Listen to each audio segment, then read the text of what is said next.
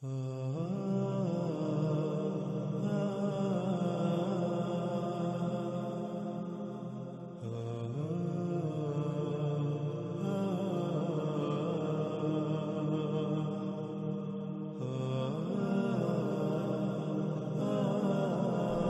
وقت ناظرین سکرین پر آپ کو دو روایات نظر آ رہی ہیں. ہم ان دونوں روایات پر اکٹھے ہی بات کریں گے. سب سے پہلے ہم ان روایات میں استعمال ہونے والے الفاظ کو جان لیتے ہیں. ان میں پہلا لفظ ہے دابا، اور جس کے معنی ہم پیچھے کئی مرتبہ بیان کر چکے ہیں اور واضح کر چکے ہیں. دابا دابا کہتے ہیں حرکت کرنے والی مخلوقات کو، وہ جو تیر کر، رینگ کر، چل کر یا اڑ کر حرکت کرتی ہیں. اگلا لفظ ہے ذات، جس کے معنی ہے بذات خود، اپنے آپ میں، جس سے بنایا یا جس سے وجود میں آیا. اگلا لفظ ہے مؤلفہ، جس کے معنی ہے مختلف اشیاء یا پرزہ جات وغیرہ کا مرکب، مختلف پرزہ جات یا مواد کا بنا ہوا اور لکھا ہوا.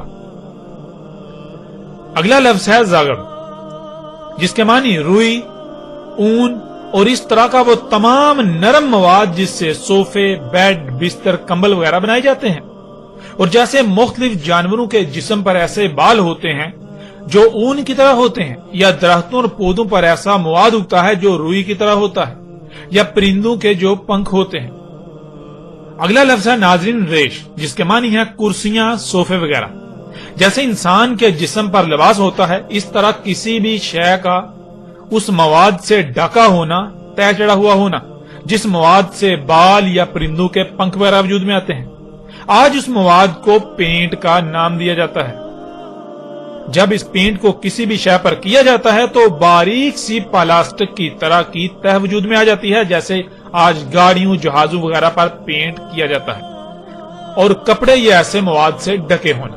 اگلا لفظ ہے لون، جس کے معنی ہے رنگ. اگلا لفظ ہے وبر، جس کے معنی ہے ہر طرف سے یا بہت زیادہ یا زیادہ تر حصہ اس مواد سے ڈھکا ہونا، تہ چڑھا ہوا ہونا، جس مواد سے بال یا پرندوں کے پنکھ وجود میں آتے ہیں. آج اس مواد کو پینٹ کا نام دیا جاتا ہے. جب کسی شے پر پینٹ کیا جاتا ہے تو باریک سی پلاسٹک کی طرح کی تہ وجود میں آ جاتی ہے، جیسے آج گاڑیوں، جہازوں وغیرہ پر جو پینٹ کیا جاتا ہے. اب آتے ہیں ناظرین ان روایات کی طرف. رسول اللہ علیہ السلام نے کہا دابا مختلف اشیاء، مختلف مواد اور مختلف پرزہ جات کا مرکب ہوگا. وہ لکھا ہوا بھی ہوگا، وہ اپنے آپ میں ہوگا، یعنی وہ جس مواد سے بنا ہوگا وہ نرم ملائم مواد ہوگا. اس میں کرسیاں اور صوفے وغیرہ کی طرح سیٹیں ہوں گی، اور ان میں یعنی ان حرکت کرنے والی مخلوقات جو تیر کر، رینگ کر، چل کر اور اڑ کر حرکت کریں گی، تمام کے تمام رنگوں سے ہوں گی. یعنی دابا تمام کے تمام رنگوں سے ہوگا، ہر رنگ کا دابا ہوگا. یعنی قرب قیام و سات ارض سے وجود میں آنے والا دابا ہر رنگ کا ہوگا. اس طرح ناظرین اگلی روایت میں دیکھیں، رسول اللہ علیہ السلام نے کہا دابا یعنی تیر کر، رینگ کر، چل کر اور اڑ کر حرکت کرنے والی مخلوقات جو قرب قیام و سات وجود میں آئیں گی، وہ اپنی ذات میں یعنی وہ جس مواد سے وجود میں آئیں گی وہ وبر ہوگا اور ریش ہوگا. یعنی اس میں نرم ملائم مواد والی کرسیاں اور صوفے وغیرہ کی طرح کی سیٹیں ہوں گی. وہ اس مواد کی تہ چڑھا ہوا ہوگا جس مواد سے بال وجود میں آتے ہیں، یعنی ہر طرف سے پینٹ کیا ہوا ہوگا، پینٹ کی تہ چڑھا ہوا ہوگا. دابا مختلف مواد، مختلف اشیاء اور کئی مختلف پرزہ جات کا مرکب ہوگا. اس میں ہر رنگ سے ہوگا، یعنی قرب قیام و سات نکلنے والا دابا ہر رنگ کا ہوگا.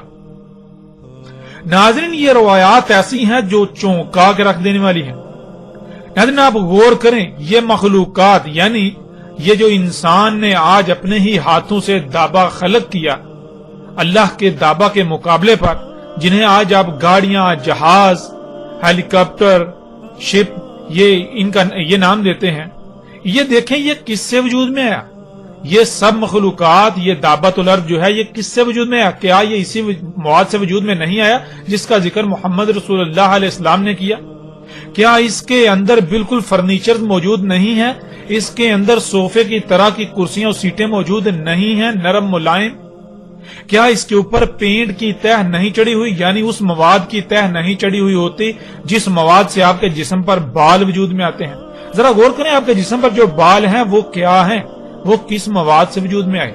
آپ کے جسم پر موجود بال تو بنیادی طور پر فلیکسیبل پلاسٹک ہے جسے آپ نائلون کہتے ہیں، اور پینٹ کیا ہوتا ہے؟ پینٹ بھی تو پلاسٹک ہے۔ ناظرین غور کریں، اور حیران کن طور پر جس مواد سے آپ کے جسم کے اوپر بال وجود میں آتے ہیں بالکل وہی میٹیریل، وہی مواد خام تیل سے جب نکالا جاتا ہے تو اسے آپ پینٹ کا نام دیتے ہیں، اسے آپ پلاسٹک کا نام دیتے ہیں۔ تو ناظرین غور کریں، اس کے علاوہ دیکھیں رسول اللہ علیہ السلام نے کہا کہ دابا بنا ہوا ہوگا کس سے؟ دابا بہت سارے پرزا جات کا مرکب ہوگا، مختلف مواد ہوں گے، ان کا مختلف اشیاء کا مرکب ہوگا۔ اور ناظرین غور کریں، کیا ایسا ہی نہیں؟ حیران کن طور پر یہ ایجادات، یہ مخلوقات، یہ جو دابۃ الارض ہے، یہ گاڑیاں، یہ جہاز، یہ ان کو دیکھیں، یہ کیا واقعتاً پرزا جات کا مرکب نہیں ہے؟ ناظرین حیران کن طور پر یہ دابا مختلف پرزا جات کا مرکب ہے۔ ناظرین غور کریں، کیا محمد رسول اللہ علیہ السلام نے دابۃ الارض کی وضاحت میں کوئی کسر چھوڑی؟ ایسے ایسے الفاظ استعمال کیے کہ جو دہلا کے رکھ دینے والے ہیں۔ اور پھر ناظرین اس سے بڑی بات یہ کہ رسول اللہ علیہ السلام نے کہا کہ دابے میں ہر رنگ ہوگا، ہر رنگ کا دابا ہوگا، ہر رنگ کا، جتنے بھی رنگ ہیں ہر رنگ کا دابا ہوگا۔ اور ناظرین غور کریں، کیا یہ گاڑیاں ہر رنگ میں نہیں پائی جاتی؟ کالا، سرخ، سفید، نیلا، بلیو، یعنی ہر رنگ میں یہ گاڑیاں نہیں پائی جاتی؟ ہر رنگ میں دابا آج اپنی آنکھوں سے آپ دیکھ رہے ہیں۔ میں قربان جاؤں اپنے خلیل و مولا محمد رسول اللہ علیہ السلام پر، آج ان کے الفاظ کے عین مطابق جو کچھ انہوں نے اس وقت اپنی آنکھوں سے دیکھ کر کہا تھا، آج وہ سب کچھ ہمارے سامنے موجود ہے، آج وہ سب کچھ آپ کے سامنے موجود ہے، آج آپ اسی وقت میں موجود ہیں، آج وہ دابا آپ کے درمیان موجود ہے۔ آج آپ کتنے نازک اور خطرناک وقت میں ہیں، شاید ہی کسی کو اس کا ادراک ہو۔ عظیم تباہی آپ کے سروں پر منڈلا رہی ہے، لیکن اس کے باوجود لوگ ہیں کہ وہ اندھے کے اندھے ہیں، وہ اندھوں کی طرح چوپایوں سے بھی کم تر بنے ہوئے ہیں۔ جس کو اللہ سبحانہ وتعالی نے فساد کی آخری حد کہا، اسے آج موجودہ لوگ یا موجودہ انسان خوشحالی اور ترقی کا نام دیتے ہیں۔ جس دابا کا نکلنا انسان کے لیے خسارہ ہی خسارہ تھا، آج وہ نکل چکا، لیکن کسی کو کوئی فکر ہی نہیں۔ ناظرین مجھے نہیں لگتا کہ اس سے بھی واضح الفاظ کوئی اور ہو سکتے تھے اس دابۃ الارض کی وضاحت کے لیے، جو آج سے 14 صدیاں قبل محمد رسول اللہ علیہ السلام نے استعمال کیے۔ اس کے باوجود اگر کوئی ایمان نہ لایا اور عمل صالح نہ کیے تو اس پر اتمام حجت کے علاوہ کوئی دوسرا رستہ نہیں بچے گا، اور روز محشر اس کے لیے کوئی عذر نہیں ہوگا۔ آپ سکرین پر نظر آنے والی تصاویر میں دیکھ سکتے ہیں کہ جو محمد علیہ السلام نے کہا بالکل عین اسی طرح یہ دابا ہے، یہ اسی مواد سے وجود میں آیا۔ اس کے اندر نرم ملائم سیٹیں ہیں، یہ پینٹ کی تہ چڑھا ہوا ہے، یہ طرح طرح کے مختلف پرزا جات کا مرکب ہے، یہ مختلف مواد کا مرکب ہے، مختلف اشیاء کا مرکب ہے۔ حیران کن طور پر محمد علیہ السلام نے جو کہا بالکل ایک ایک لفظ آج سچا ثابت ہو چکا۔ اور یہاں ایک بار پھر ان لوگوں کو دعوت دی جاتی ہے اور ان سے سوال بھی کیا جاتا ہے کہ جو یہ کہتے ہیں کہ دابۃ الارض بنیادی طور پر ایک کیڑا ہے جو زمین سے نکلے گا قرب قیامت ساتھ، تو ان سے سوال ہے کہ کیا وہ کیڑا ہر رنگ میں پایا جائے گا؟ یعنی کہ وہ کیڑا تو دابا کیا ہے؟ دابا تو پوری ایک، جیسے وہ انگلش اسپیشیز کہتے ہیں، یعنی پوری ایک جنس ہے۔ اور دابا تو ایک پوری جنس ہے، جیسے آپ کہتے ہیں گائے ایک جنس ہے، آپ کہتے ہیں انسان، یہ بشر ایک جنس ہے۔ یعنی بشر کیا ہے؟ بشر تو ایک بہت بڑی تعداد میں مرد اور عورتیں ہیں۔ اس طرح آپ کہتے ہیں اگر بکری کہیں تو بکری کیا ہے؟ وہ ایک جنس ہے، یعنی بکریاں بکرے بہت بڑی تعداد میں۔ اس طرح دابا ایک جنس ہے، اس میں بہت بڑی تعداد میں ایسے اس طرح کی مخلوقات ہوں گی حرکت کرنے والی۔ تو ناظرین کیا جو ان کے عقائد و نظریات ہیں کیا وہ پورے اترتے ہیں؟ پھر کیا جس کو یہ دابا بنا کر بیٹھے ہوئے ہیں اور جس کو مرزا غلام احمد قادیانی نے دابا کہا، کیا وہ مختلف پرزاجات کا مرکب تھا؟ کیا وہ مختلف پرزاجات کا مرکب ہے؟ کیا وہ پینٹ کی تہ چڑھا ہوا ہے؟ کیا وہ اس کے اندر نرم ملائم صوفے اور کرسیاں اس طرح کی سیٹیں ہیں؟ ناظرین غور تو کریں، مرزا غلام احمد قادیانی کا جھوٹا ہونے میں تو ایک رائی برابر بھی شک نہیں رہتا، اور ان لوگوں کے جھوٹا ہونے میں کوئی رائے برابر شک نہیں رہتا جو آج بھی بازد ہیں کہ دعوت الارض یہ سواریاں نہیں ہیں بلکہ وہ کوئی کیڑا ہے یا وہ کوئی جانور نکلے گا۔ تو ان لوگوں کو غور کرنا چاہیے کہ وہ کس خطرناک اور نازک وقت میں موجود ہیں اور وہ کیا کر رہے ہیں۔ حق ہر لحاظ سے ان کے سامنے ہے۔ اس طرح ناظرین اگلی روایت میں دیکھیں، اس میں رسول اللہ صلی اللہ علیہ وآلہ وسلم نے کیا کہا؟ محمد رسول اللہ علیہ السلام نے کہا، دابات الارض یعنی ارض سے وجود میں آنے والا دابا اپنی ذات میں وبر ہوگا، یعنی وہ پینٹ کی تہ چڑھا ہوا ہوگا، اور اس کا راس یعنی اس کا بلند ترین مقام آسمان ہوگا۔ ناظرین آج جتنی بھی ایسی مخلوقات ہیں جو حرکت کرتی ہیں، تیر کر، رینگ کر، چل کر اور اڑ کر، مگر وہ پانی سے نہیں ارض سے وجود میں آئیں، تو غور کریں کیا ان کے اوپر پینٹ کی تہ چڑھی ہوئی ہے؟ اور غور کریں ان میں سے جو بلند یعنی کہ دابت الارض کا جو بلند ترین مقام ہے، کیا وہ آسمان نہیں ہے؟ ان میں سے جو ہوا میں اڑتی ہیں مخلوقات جنہیں آپ جہاز کہتے ہیں، ہیلی کاپٹر کہتے ہیں، کیا اس کا بلند ترین مقام آسمان نہیں، فضا بلندی نہیں؟ ناظرین حقیقت ہر لحاظ سے آپ کے سامنے ہے۔ آج آپ اپنی آنکھوں سے دیکھتے ہیں کہ اس دابا میں سے کچھ تو زمین پر چلتے ہیں، رینگتے ہیں، اور کچھ جو ہے وہ سمندروں میں تیرتے ہیں، اور کچھ جو کہ اس کا بلند ترین مقام ہے وہ آسمان میں ہے، یعنی خلا میں زمین سے بلند تھا۔ اس طرح ناظرین اگلی روایت دیکھیں، رسول اللہ علیہ السلام نے کہا، دابا کا بلند ترین مقام پہنچے گا بادلوں کو۔ ناظرین اس روایت سے بھی کوئی شک رہ جاتا ہے دابا کو پہچاننے میں؟ دابت الارض جو ارض سے وجود میں آئے گا قرب قیام الساعۃ، ان مخلوقات کا جو بلند ترین مقام ہوگا، ان میں سے یعنی جو بلند مقام ہوگا ان کا، وہ کون سا ہوگا؟ وہ بادلوں کو پہنچے گا۔ تو ناظرین غور کریں، کیا یہ جہاز، یہ ہیلی کاپٹر کیا بادلوں کو نہیں پہنچتے؟ حقیقت ہر لحاظ سے آپ کے سامنے ہے۔ اس طرح ناظرین اگلی روایت، رسول اللہ علیہ السلام نے کہا، دابا انہیں زخمی کرے گا، ٹکریں مار کر چوٹیں لگائے گا، انہیں گہرے زخم لگائے گا، انہیں جسمانی نقصان پہنچائے گا۔ ناظرین اب سوال یہ پیدا ہوتا ہے کہ آج کیا آپ اپنی آنکھوں سے یہ سب ہوتا ہوا نہیں دیکھ رہے؟ روزانہ سینکڑوں نہیں بلکہ ہزاروں کی تعداد میں دنیا بھر میں لوگ گاڑیوں وغیرہ کے حادثات میں شدید زخمی ہوتے ہیں، اور ان میں سے کچھ تو بچ جاتے ہیں اور کچھ موت کا شکار ہوتے ہیں۔ ناظرین غور کریں، کیا یہ دابا لوگوں کو ٹکریں نہیں مار رہا؟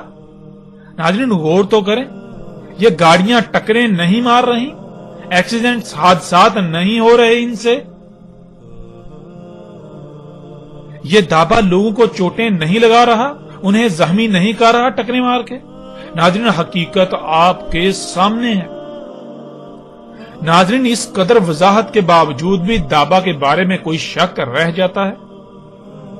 ذرا غور تو کریں، ایک طرف اللہ سبحانہ و تعالیٰ ایک انسان کا قتل پوری انسانیت کے قتل کے برابر قرار دیتے ہیں، تو وہیں دوسری طرف انسان کا خلق کردہ دابا یعنی یہ تیر کر، رینگ کر، چل کر اور اڑ کر حرکت کرنے والی مخلوقات سالانہ لاکھوں انسانوں کے قتل کا سبب بنتی ہیں۔ یہ دابا لاکھوں کو یتیم کرتا ہے، لاکھوں کو بیوہ کرتا ہے، لاکھوں ماؤں کی گودیں اجاڑ دیتا ہے، اور نہ جانے کتنی ہی تعداد میں لوگوں کو زخمی کر رہا ہے، اپاہج و مفلوج کر دیتا ہے۔ لیکن اس کے باوجود ہر کوئی انسان اسے اپنے لیے مسیحا یعنی فائدہ مند اور سہولت ہی تصور کرتا ہے، سہولت ہی سمجھ رہا ہے، فائدہ مند سمجھ رہا ہے، اور اس لیے کیونکہ وہ صرف اس کا ایک ہی رخ دیکھتا ہے۔ یہی تو ناظرین دجل ہے، یہی تو دجال ہے۔ جو دنیا اور آخرت تباہ کر رہا ہے، لیکن اس کے باوجود وہ لوگوں کو مسیحا نظر آ رہا ہے۔ ناظرین ذرا تصور کریں، آپ کا بیٹا، بیٹی، ماں، بہن یا بھائی وغیرہ اس دابا کی ٹکر سے موت کا شکار ہو جائے تو آپ کو کیسا لگے گا؟ کیا آپ کو تب بھی یہ دابا مسیحا ہی نظر آئے گا؟ نہیں، بالکل نہیں۔ یہی فرق ہے ناظرین، آج پوری دنیا میں خوراک ہے ہی خبیث جسے کھا کر انسان خود غرض ہو چکے ہیں۔ کوئی بھی ایسا نہیں کہ جو خود کو دوسرے کی جگہ پر رکھ کر اس کا دکھ درد محسوس کرے۔ جب اپنے سر پر پڑتی ہے تب ہی کچھ نظر آتا ہے، ورنہ آج تقریباً سب کے سب ہی اندھے اور بہرے ہو چکے ہیں، سب کے دل مردہ ہو چکے ہیں، سب کے دل اندھے ہو چکے ہیں۔ اس کے علاوہ اگر صرف اس بات پر غور کر لیا جائے کہ اس دابا کی صرف تخلیق سے ہی کائنات میں کتنی مخلوقات کے حقوق پامال ہوتے ہیں، کتنی بڑی سطح پر فساد ہوتا ہے، کتنی مخلوقات کا قتل ہوتا ہے، تو انسان کے رونگٹے کھڑے ہو جائیں۔ لیکن اس کا ادراک یوم القیامت کو ہی ہوگا۔ آج بے شک آپ اپنی آنکھیں بند رکھیں، عنقریب بہت جلد آپ حقیقت خود تسلیم کریں گے، لیکن تب آپ کو تسلیم کرنا کوئی فائدہ نہیں دے گا۔ اس طرح ناظرین بڑھتے ہیں اگلی روایت کی طرف۔ رسول اللہ علیہ السلام نے کہا اس میں کچھ شک نہیں، دابا ہوگا، اس میں ہر رنگ کا دابا ہوگا۔ اور ناظرین آج آپ اپنی آنکھوں سے یہ سب کچھ دیکھ رہے ہیں، کیا یہ دابا ہر رنگ میں موجود نہیں ہے؟ ذرا غور تو کریں۔ بڑھتے ہیں ناظرین اگلی روایت کی طرف، اور یہ روایت ایسی ہے جو آپ کو دہلا کر رکھ دے گی، آپ کے رونگٹے کھڑے کر دے گی۔ سب سے پہلے حسب سابق اس روایت میں استعمال ہونے والے الفاظ کو جان لیتے ہیں۔ ان میں سب سے پہلا لفظ دابا، جس کے معنی آپ جانتے ہیں۔ پھر اگلا لفظ ہے حیط، جس کے معنی ہے محاصرہ، گھیراؤ، حصار یا ایسی جگہ جو ہر طرف سے بند ہو، جس سے باہر نکلنا ممکن نہ ہو سوائے اس کے دروازے سے، اگر دروازہ موجود ہو تو، ورنہ اسی کے اندر رہنا ہو۔ اگلا لفظ ہے صد۔ صد ناظرین کہتے ہیں مادی یا غیر مادی رکاوٹ کو۔ غیر مادی رکاوٹ کے معنی مادی پر غالب ہیں۔ اگلا لفظ ہے ابواب، جو کہ باب کی جمع ہے، اور باب کہتے ہیں داخل ہونے اور باہر نکلنے کے رستے کو، دخول اور خروج کے مقامات کو۔ پھر اگلا لفظ ہے طرح، جس کے معنی ہے شے بنا کر اسے لانچ کرنا، یعنی شے بنا کر اسے متحرک کرنا، شے خلق کر کے اسے کہیں چھوڑ دینا یا آپریٹ کرنا۔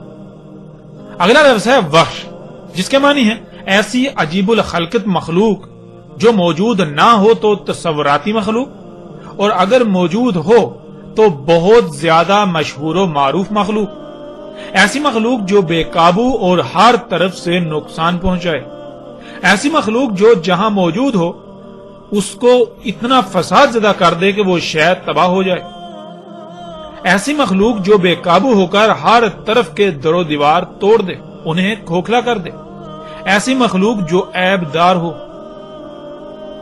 ایسی مخلوق جو قوت و زور ہر طرح کی صلاحیتوں میں بڑھ کر ہو، ایسی مخلوق جو اپنے وزن اور حجم کے اعتبار سے بہت لمبی چوڑی اونچی یا بڑی ہو، عجیب الخلقت مخلوق جو خلاف قانون خلق کی جائے، ایسی مخلوق جو انتہائی پرخطر یعنی خطرے سے بری ہوئی ہو، ایسی مخلوق جس کے سامنے اس سے پہلے موجود مخلوقات طاقت زور صلاحیتوں سمیت ہر لحاظ سے بہت کم اور بے بس ہو جائیں، ایسی مخلوق جو جہاں موجود ہو وہاں موجود مخلوقات میں سے طاقتور ترین مخلوقات پر بھی غالب آ جائے، ایسی مخلوق جس کے سامنے شیر صفت بھی چوہے سے کم تر نظر آئے۔ ناظرین لفظ وحش کے یہ چند معنی ہیں جو غالب ترین معنی ہیں۔ ان کے علاوہ لفظ وحش کے معنی بہت وسیع ہیں، لیکن ہم نے کوشش کی کہ جو معنی غالب ترین ہیں، جو باقی معنوں کا احاطہ کریں، وہی بیان کیے جائیں۔ اگلا لفظ آ جاتا ہے اسد، جس کے معنی ہے جس کا باقی سب پر روب اور دبدبا ہو، جسے باقیوں پر قدرت و اختیار دیا جائے، جو اس کے قانون کی خلاف ورزی کرے اسے دبوچ لے۔ یہ سب صفات جنگل کے جانوروں میں سے شیر میں پائی جاتی ہیں، اسی وجہ سے شیر کو عربی میں اسد کہا جاتا ہے، کیونکہ شیر کے سامنے جنگل کے تمام جانور دب کے رہتے ہیں. شیر کو سب پر قدرت و اختیار حاصل ہوتا ہے. اس وجہ سے شیر کو عربی میں اسد کہا جاتا ہے. اگلا لفظ ہے ارتعد، جس کے معنی ہے کانپنا، تھرتھرانا، ہلنا، کپ کپی وغیرہ.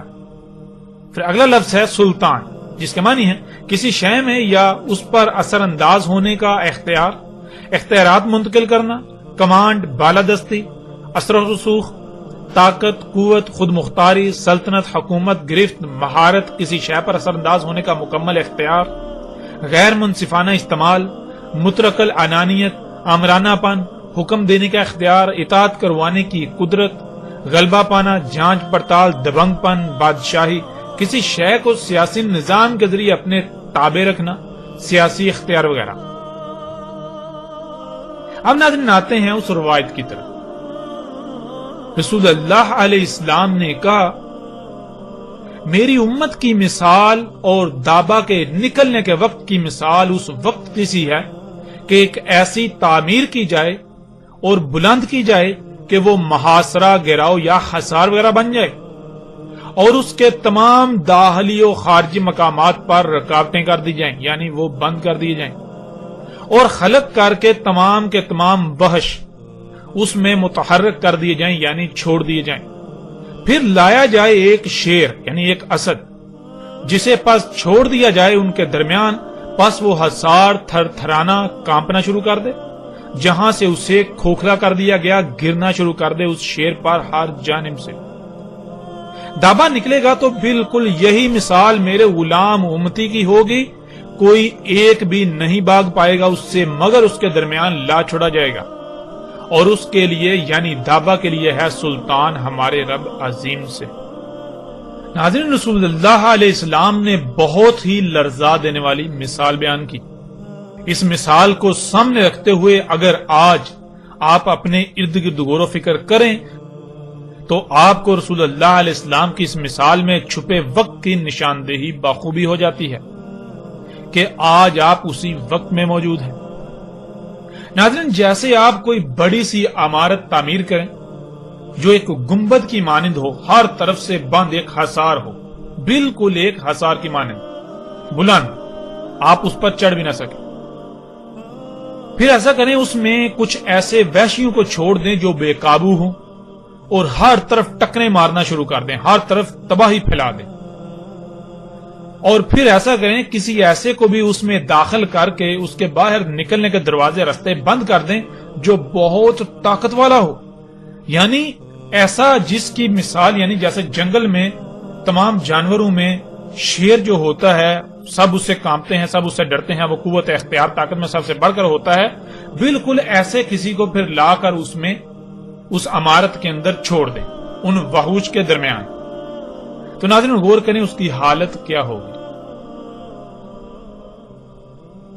اس حصار میں وہ ان وحشیوں کے سامنے بے بس نظر آئے گا اور وحشی ٹکریں مار مار کر اس عمارت کو کھوکھلا کر دیں گے، اور وہ عمارت لرز اٹھے گی، کانپنا شروع کر دے گی. تو کھوکھلے پن کی وجہ سے وہ عمارت ہر طرف سے گرنا شروع کر دے گی اس شیر پر، اس طاقتور پر، جو کہ ایک چوہے کی طرح اس کی حیثیت و اہمیت ہوگی، ایسے جیسے کہ اینٹوں کی بارش ہوتی ہے اور اس کے لیے کوئی بھی جائے پناہ نہیں ہوگی، جسے اس حصار میں ان وحشیوں کے درمیان لا چھوڑا گیا تھا. خواہ وہ کتنا ہی طاقتور کیوں نہ ہو، وہ ان کے سامنے بے بس و مجبور ہوگا. سبحان اللہ، اللہ اکبر. محمد رسول اللہ علیہ السلام نے کتنی ہی زبردست مثال دی، اس سے بڑھ کر احسن مثال کوئی اور ہو ہی نہیں سکتی جو اللہ کے نبی نے اس وقت بیان کر دی، جس وقت ایسے حالات و واقعات کو بیان کرنے کے لیے الفاظ ہی موجود نہ تھے. لیکن جس احسن انداز سے رسول اللہ علیہ السلام نے یہ مثال بیان کی، اس سے بالکل ایسے لگتا ہے جیسے کہ وہ اس دور میں موجود ہوں اور ان سارے حالات کو اپنی آنکھوں سے دیکھ کر اس کے بعد الفاظ کا انتخاب کر کے مثال بیان کی جائے یا مثال بیان کی ہو. قرآن میں اللہ سبحانہ و تعالیٰ نے بار بار اپنی آیات میں غور و فکر کرنے کا حکم دیا. جب غور و فکر کریں تو پتہ چلتا ہے کہ اللہ سبحانہ و تعالیٰ نے بالکل واضح قرآن میں بتا دیا کہ اللہ سبحانہ و تعالیٰ نے زمین پر سب کا کیسے محاصرہ کیا ہوا ہے، کیسے گھیراؤ کیا ہوا ہے، یعنی حصار قائم کیا ہوا ہے۔ اللہ سبحانہ وتعالی نے جہاں ہر شے اور اپنے علم سے محاصرہ کیا ہوا ہے تو وہیں زمین کے گرد تہ در تہ 7 پردے بنا کر بھی محاصرہ کیا ہوا ہے، جسے آپ سکرین پر دیکھ سکتے ہیں۔ جیسے انسان کو گرم سرد موسمی اثرات سے بچنے کے لیے لباس کی ضرورت ہوتی ہے، بالکل اسی طرح اللہ سبحانہ وتعالی نے زمین کو بھی لباس پہنایا ہوا ہے۔ زمین کی مقناطیسی قوت ہے اور زمین کے گرد گیسوں کی 7 تہیں ہیں، جنہیں اللہ سبحانہ وتعالی نے زمین کے ساتھ آسمان بھی کہا۔ زمین کی مقناطیسی قوت اور یہ گیسوں کے 7 تہ در تہ حصار، یہ تہیں زمین کے گرد اللہ سبحانہ وتعالی کا حصار ہیں۔ اسی حصار کے اندر انسان زندہ رہ سکتا ہے۔ اس حصار کے اندر اللہ سبحانہ وتعالی نے انسان کو خلق کیا، اس سے پہلے اس کے داخلی و خارجی رستے بند کر دیے۔ یعنی ناظرین، اس مثال میں جس عمارت کا محمد رسول اللہ علیہ السلام نے ذکر کیا وہ عمارت یہی ہے، اللہ کی یہ عمارت، یہ جو اللہ نے تعمیر کی، یہ زمین اور اس کے گرد گیسوں کے جو حصار قائم کر دیا، گیسوں کا زمین کے گرد گیسوں پر مشتمل یہ 7 تہیں ہر لحاظ سے اللہ سبحانہ وتعالی کا زمین کے گرد حصار ہے۔ یہی گیسوں کی تہیں سورج کی نقصان دہ شعاؤں کو زمین پر آنے سے روکتی ہیں۔ اگر وہ براہ راست زمین پر آ جائیں تو زمین پر زندگی کا تصور ختم ہو جاتا ہے۔ سورج سے اٹھنے والے آگ کے طوفان انہی تہوں کی وجہ سے زمین پر نہیں آ پاتے، ورنہ ایک لمحے سے بھی کم وقت میں زمین پر سب کچھ جل کر راکھ ہو جائے۔ یہی حصار زمین پر بخارات کی شکل میں اوپر اٹھنے والے پانی کو باہر خلا میں جانے سے روکتا ہے، اور پھر وہ پانی واپس زمین پر بارش کی صورت میں اترتا ہے۔ یہی گیسوں کی تہیں یعنی یہی حصار لا تعداد پتھروں و شہابیوں کو زمین پر آنے سے روکتا ہے، ورنہ زمین پر ہر شے تباہ ہو جائے۔ اس کے علاوہ اگر ان پر لکھا جائے یا ان پر بات کی جائے، اس حصار پر بات کی جائے تو ایک وسیع بات کی جا سکتی ہے۔ ہمارا مقصد اللہ سبحانہ وتعالی کے بنائے ہوئے اس حصار کو سمجھنا ہے، جسے محمد رسول اللہ علیہ السلام نے ایک مثال سے یعنی ایک عمارت سے تشبیہ دی۔ پھر ناظرین، اللہ سبحانہ وتعالی نے زمین کے اندر بھی انتہائی پیچیدہ نظام بنا دیا، اور اس طرح زمین کے اوپر بھی انتہائی پیچیدہ نظام بنا دیا۔ اللہ سبحانہ وتعالی نے تمام مخلوقات کو خلق کر کے جس مقصد کے لیے خلق کیا، انہیں ان کے مقامات پر رکھ کر اس مقصد کو پورا کرنے پر لگا دیا۔ اگر کوئی بھی مخلوق اپنے مقام سے ہٹ جائے گی تو پھر زمین کا توازن برقرار نہیں رہے گا، پھر زمین پر بھی ہر طرف سے اسی طرح تباہی آئیں گی جیسے مثال میں اس حصار کا بیان کیا گیا۔ پیچھے ناظرین وحش کے معنی بیان کیے جا چکے ہیں۔ جب الوحش نے اللہ سبحانہ وتعالی کے خلق کیے ہوئے اس حصار میں ہر طرف فساد و تباہی برپا کرنا تھی، اس کو رسول اللہ علیہ السلام نے دابا کہا، دابات الارض کہا۔ وحش یعنی وہ کون سی ایسی عجیب الخلقت مخلوقات ہیں جو پہلے موجود نہیں تھیں اور اب موجود ہیں، یا پھر ابھی بھی موجود نہیں، اور ایسی مخلوقات جن کے سامنے رسول اللہ علیہ السلام کے غلام امتی بے بس ہو جائیں گے، جو اللہ سبحانہ وتعالی کی بنائی ہوئی عمارت یعنی اس زمین کو اتنا کھوکھلا کر دیں گے جس سے یہ لرزے گی، کانپے گی، یعنی زلزلے آئیں گے، ہر طرف سے اس پر تباہیاں آئیں گی، اللہ کی تمام مخلوقات میں خرابیاں اور تباہیاں ظاہر ہوں گی۔ کیا یہ سب آج نہیں ہو رہا؟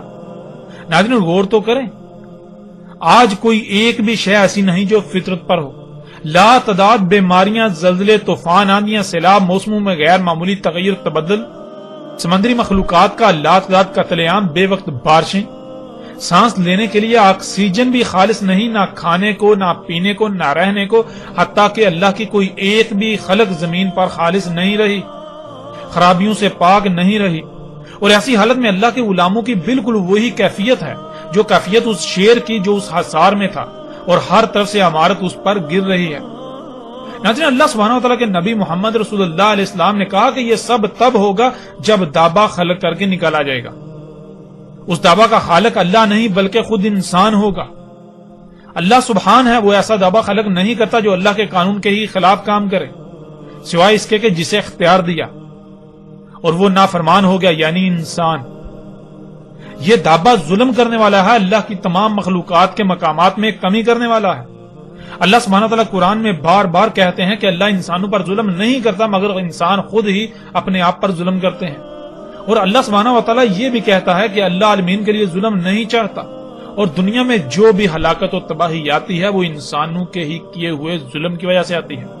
ظلم کرنے سے فساد ہوتا ہے اور فساد تباہی کا باعث بنتا ہے. اور قرآن میں ایسی درجنوں آیات ہیں جن میں اللہ سبحانہ تعالیٰ نے یہ کہا کہ اللہ ظلم نہیں کرتا، اللہ ظلم نہیں چاہتا، لیکن یہ انسان خود ہی ہیں جو ظلم کرتے ہیں. یہ جو تباہیاں آتی ہیں یہ کس وجہ سے آتی ہیں؟ یہ فساد، یہ تباہیاں کس وجہ سے؟ یہ انسانوں کے اپنے اعمال، اپنے کرتوتوں کی وجہ سے، جیسا کہ چند آیات کو آپ سکرین پر دیکھ رہے ہیں.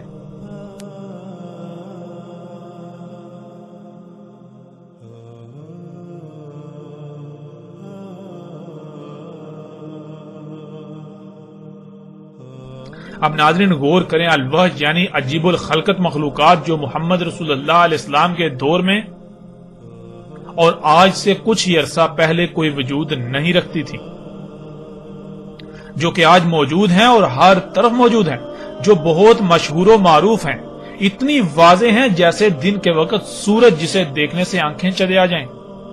یعنی سورج اتنا واضح ہوتا ہے لیکن وہ دیکھنا بہت مشکل ہو جاتا ہے. آج بالکل اسی طرح وہ الوحش دندناتے پھر رہے ہیں لیکن کسی کو بھی نظر نہیں آ رہے، اور اللہ کی زمین پر ہر شے میں تباہی مچا رہے ہیں. ہر شے کو کھوکھلا کریں، زمین کو کھوکھلا کریں، اللہ کی عمارت کو عیبدار کر رہے ہیں، کھوکھلا کر رہے ہیں. اور مومن اللہ کے غلام اس شیر کی طرح بے بس ہیں، بالکل بے بس. اور ناظرین سکرین پر نظر آنے والی تصاویر میں آپ دیکھ سکتے ہیں کہ اللہ کا دابا اللہ کا غلام اور اس کے مقابلے پر انسان کا دابا الوحش جو تباہی مچا رہا ہے، زمین کو کھوکھلا کر رہا ہے، جس سے پہاڑوں کو کاٹا جا رہا ہے، زمین کی مائننگ کی جا رہی ہے، پہاڑوں کی مائننگ کی جا رہی ہے، اسے کھوکھلا کیا جا رہا ہے، جس سے پھر زمین کا توازن بگڑ گیا. اس کی وجہ سے پھر زلزلے آ رہے ہیں، طرح طرح کی تباہیاں، طوفان، سونامی آ رہے ہیں، طرح طرح کی بیماریاں، اور کیا کچھ نہیں ہو رہا. اور مومن جو کہ اللہ کا غلام ہے، جس کی حیثیت یعنی کہ جو زمین پر اللہ کا مالک ہے، جو اللہ کا نائب ہے، وہ ان وحوش کے سامنے بالکل بے بس ہے، ان مخلوقات کے سامنے بالکل بے بس ہے. یہ مخلوقات زمین کو اس طرح کھوکھلا کر رہی ہیں کہ انہیں کوئی روکنے والا ہے ہی نہیں، جیسے کہ ان کو سلطان حاصل ہے، ان کو قدرت حاصل ہے، ان کو سلطنت حاصل ہے، انہیں کوئی روکنے والا نہیں. یعنی مومن ان کو چاہ کر بھی نہیں روک سکتا. ناظرین تصاویر میں نظر آنے والی مشینوں سمیت باقی آج جتنی بھی ایسی مشینیں ہیں جن میں ہر قسم کی گاڑیاں بھی ہیں، یہ تمام وہ وحوش ہیں جن کا نہ صرف قرآن میں بھی ذکر ہے بلکہ محمد رسول اللہ علیہ السلام نے ان کے بارے میں تفصیل سے آگاہ کر دیا تھا. اور رسول اللہ علیہ السلام کے الفاظ کے عین مطابق آج مومن دابا کے سامنے، ان وحوش کے سامنے بالکل بے بس ہیں. ان وحوش نے، دابا نے اللہ کی بنائی ہوئی اس عمارت زمین کو ہر طرف سے اتنا کھوکھلا کر دیا کہ یہ عمارت آج ہر طرف سے گر رہی ہے. زلزلے، سیلاب، طوفان، بیماریاں، زمین کا دنسنا، مصائب، تکالیف، جنگ و جدل سمیت ہر طریقے اور ہر طرف سے اللہ کی عمارت گر رہی ہے، تباہیوں کا شکار ہے. اور مومن اس شیر کی طرح بے بس ہیں جو ان وحوش کے درمیان لا کر چھوڑ دیا گیا اور عمارت کا دروازہ بند کر دیا گیا. اگر کوئی مومن ہو تو اسے اس کا بخوبی ادراک ہے. یہ تھا ناظرین زمین سے نکلنے والا دابا. یہ اس وقت نکلنا تھا جب قول واقع ہونا تھا، اور پیچھے ہم گزشتہ ایک ساعت میں ہر لحاظ سے کھول کھول کر واضح کر چکے کہ قول تو کب کا واقع ہو چکا. اللہ سبحانہ و تعالیٰ نے اپنا سارے کا سارا دابا پانی سے خلق کیا، لیکن اس دابا نے قرب قیام الساعت جس نے وجود میں آنا تھا، اس نے ارض سے یعنی زمین سے، زمین کے عناصر سے وجود میں آنا تھا. اور ناظرین اللہ کا دابا تو پہلے ہی موجود تھا، بعد میں وجود میں آنے والا دابا دابۃ الارض تھا جس نے بعد میں وجود میں آنا تھا. تو غور کریں کون سا دابا پہلے موجود تھا اور کون سا بعد میں وجود میں آیا. ہر لحاظ سے حق آپ کے سامنے ہے. اللہ سبحانہ تعالیٰ نے قرآن میں دابا کا نکلنا ساتھ کی آخری شرط دخان سے پہلے بتایا، اور محمد رسول اللہ علیہ السلام نے بھی کہا کہ جب دابا نکل آئے گا تب وقت ختم ہو جائے گا. آج جب دابا نکل چکا، جو کچھ اس نے کرنا تھا وہ کر چکا، تو سوال یہ پیدا ہوتا ہے کہ جن لوگوں کو ابھی بھی دجال نظر نہیں آیا تو کیا دجال دابا نکلنے کے بعد نکلنا تھا؟ ناظرین غور تو کریں، دجال تو دابا کے خروج سے پہلے نکلنا تھا. دابۃ الارض تو بذات خود دجال میں سے ہے، یہ دجال کا دابا ہونا تھا. تو غور کریں آج نہ صرف دابا نکل چکا بلکہ پوری دنیا میں دندناتا پھر رہا ہے. یہ وحش، یہ دابا جو الوحوش ہیں، یہ پوری زمین کو، اللہ کی سمارت کو ہر طرف سے کھوکھلا کر چکے ہیں۔ یہ سب کچھ ہو چکا تو کیا آج بھی آپ دجال کے انتظار میں ہیں؟